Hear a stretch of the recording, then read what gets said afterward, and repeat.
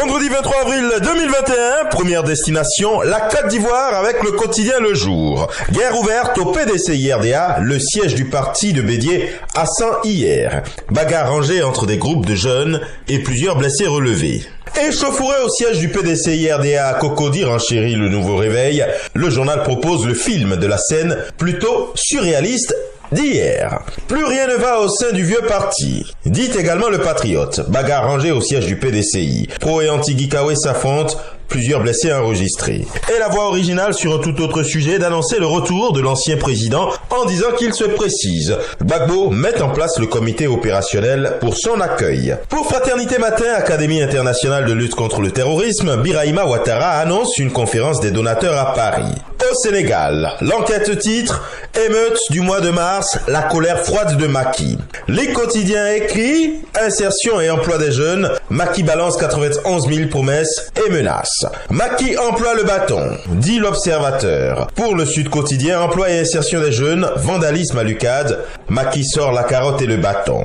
Emploi des jeunes, conseil présidentiel, et le président de prendre un engagement. L'État ne vous abandonnera pas. Au Cameroun, le quotidien Le Jour, dans sa livraison, informe que des journalistes et universitaires rendent hommage à Mendozé. Audit des comptes survie pour le Messager, lumière sur le vol des fonds. Les vérités de Maurice Kamto, président national du mouvement pour la renaissance du Cameroun, au sujet de l'opération SCSI. Vaccination Covid-19 en manchette de mutation, politique à forte dose. Et Cameroun Tribune d'amener ses lecteurs dans les lycées et collèges. Le palmarès 2021. Lit-on. Les classements des établissements scolaires aux examens de l'Office du baccalauréat de Cameroun viennent d'être rendus publics par ordre d'enseignement. Info Plus écrit, réélection du duo de la mouvance, Talata se prononce et remercie. Et juste en dessous, meilleure riposte contre le Covid-19, le Bénin dans le top 20 mondial. En manchette du journal Le Matin, quelques extraits du DIRCOM de la présidence de la République au Bénin, Léandre Rumbedi sur RFI au sujet des dossiers Madougou, Aïva et consorts.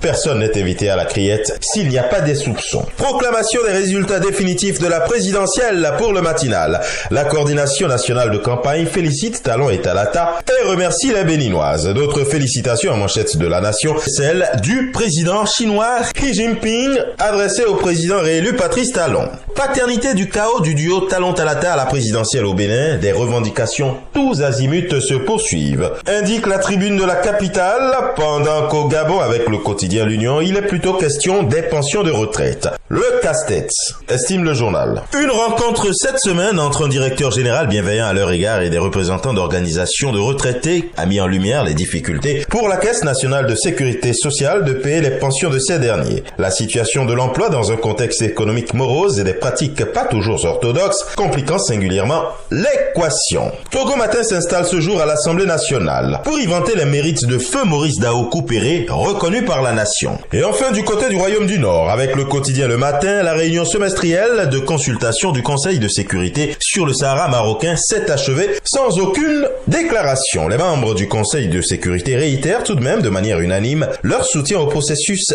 exclusivement onusien visant à parvenir à une solution politique réaliste et durable. Et ce sera tout pour aujourd'hui.